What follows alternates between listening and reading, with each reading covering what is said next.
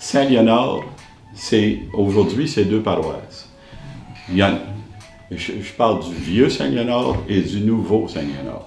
Le vieux Saint-Léonard étant la paroisse mère, la paroisse d'origine, qui a été fondée en 1868. À cette époque-là, on a décidé que Saint-Léonard serait le saint patron de la paroisse, parce qu'il y a un monsieur qui s'appelait Léonard Coombs, qui avait gracieusement consenti une parcelle de terrain pour établir l'église dessus.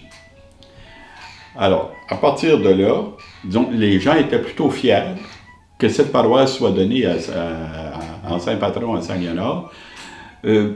Pour une autre raison aussi, c'est parce que Saint-Léonard a été canonisé vers le milieu du 19e siècle. Puis, ça faisait seulement 2-3 ans qu'il avait été canonisé quand on a décidé de consacrer cette paroisse à son nom. Alors, ça faisait bien l'affaire, en tout cas, de l'Église du temps.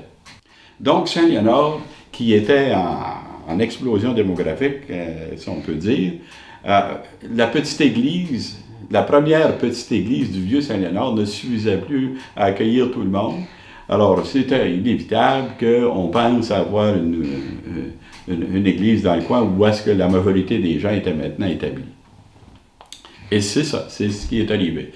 En 1920, Saint-Léonard s'est formé en municipalité sous le terme de Saint-Leonard. Et 4 ans plus tard, la paroisse de Saint-Antoine de Padoue a été fondée dans le nouveau Saint-Léonard. Alors, tout allait bien.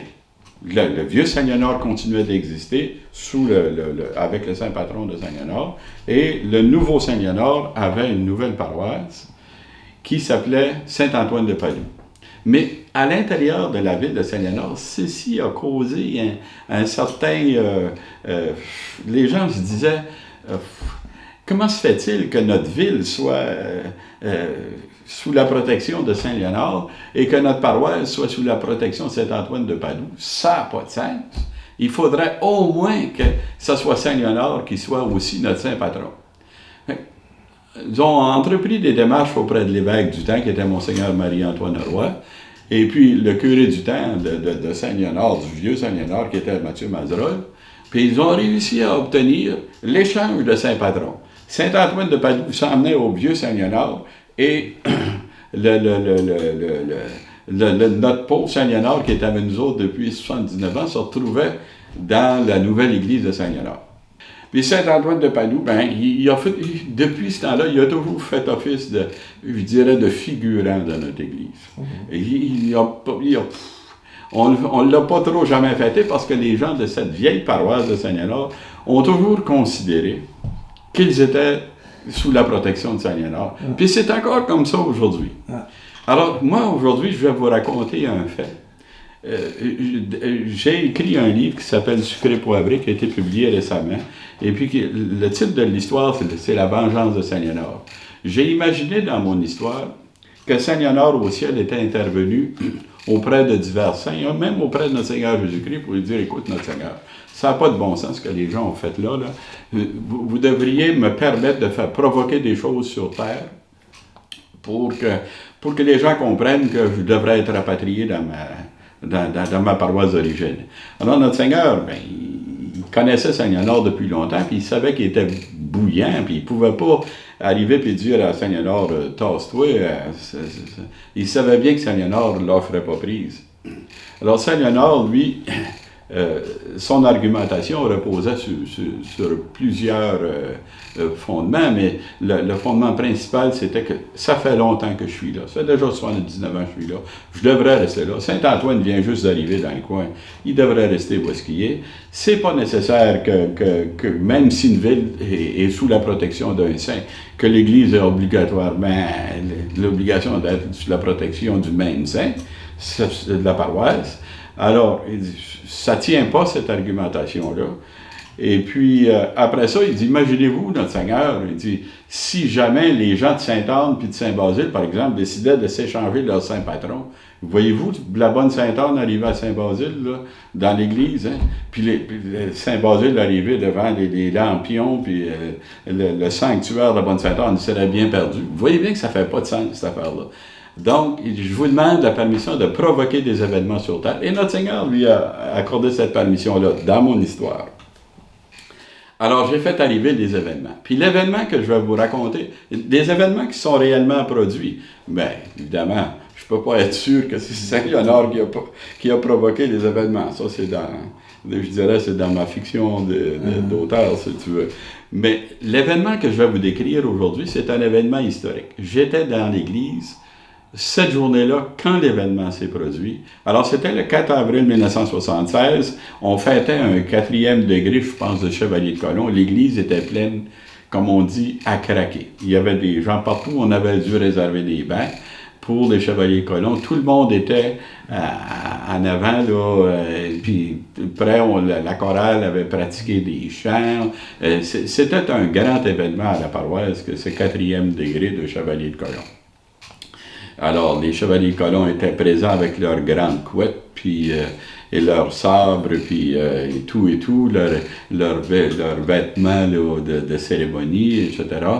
Et puis, la cérémonie commence, tout se passe comme prévu, rien de bien différent. La chorale chantait comme d'habitude très bien. Et le père Silvio Thériault, qui était célébrant, a fait une belle cérémonie. Tout s'était très bien déroulé jusqu'à la communion. Parce que dans le projet de Saint-Léonard, c'était à la communion que ça allait se passer. Alors la chorale commence à entonner le chant, un chant qui s'intitulait Rassemblés en un même corps, qui était un chant de communion. Alors moi j'étais dans la chorale, puis je crois que j'étais à l'orgue cette journée-là, parce que j'accompagne ou je dirige. Alors la chorale commence à chanter en tout cas, Rassemblés en un même corps, entourons la table du Seigneur, rendons grâce à Saint-Antoine, parce qu'on fêtait cette journée-là. À ce moment-là, dès que le nom de Saint-Antoine a été prononcé, c'est comme si le temps s'était figé. Le temps s'était arrêté. Il y a eu comme un moment là, d'extase là, qui a duré peut-être 1 ou 2 secondes. Puis tout de suite après, on a entendu une pétarade épouvantable.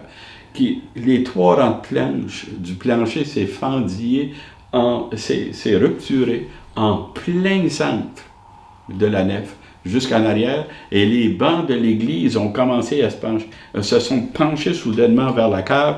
Les gens ont commencé à se tasser les uns sur les autres de chaque côté, et ça, les cris, hein, les gens se bousculaient, parce que les plus hauts tombaient sur ceux qui étaient plus près du centre de l'allée, et donc plus près du trou qui s'ouvrait devant eux. Alors les gens ont commencé à s'empiler en criant, en se bousculant les uns sur les autres dans la cave. Et puis le curé a été empoigné par une des personnes qui était à la communion puis qui essayait de s'empêcher de tomber sur le trou. Il a entraîné le curé avec lui dans le trou. Et au même moment, puis les hosties ont revolé un peu partout parmi les occupants puis dans la cave. Et puis en même temps, pour rendre la chose encore plus dramatique, il y a un immense nuage de poussière qui s'est élevé jusqu'en haut de la nef.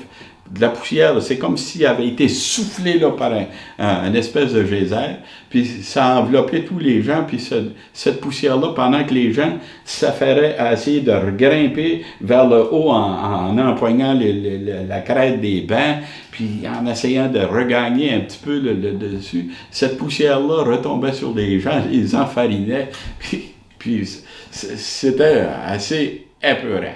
Alors, moi, pendant que j'étais là, j'ai empoigné mon fils qui servait la messe ce jour-là, puis on est sorti dehors, puis ma fille qui chantait dans la chorale, on est sorti dehors pour voir qu'est-ce qu'il y en était.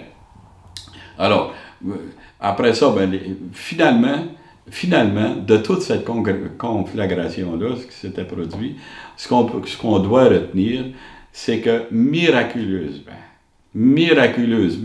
il y a seulement une petite fille de 11 ans, je pense qu'il s'appelait Velma Beffleur, qui a eu une fracture de la cheville. C'est elle qu'on a amenée à l'hôpital pour la faire soigner. Les autres, il n'y a pas personne qui se sont plaints d'avoir eu des maux ou qui avaient nécessité des soins, en tout cas. Et c'est presque miraculeux que ça se soit passé comme ça. Le plancher de l'église se défonce pendant la messe. Puis vous étiez où par rapport à cette photo-là? Ben, j'étais dans le coin droit, là, avec la chorale en avant. La chorale chantait en avant, là, tout près là, du sanctuaire, avec l'orgue.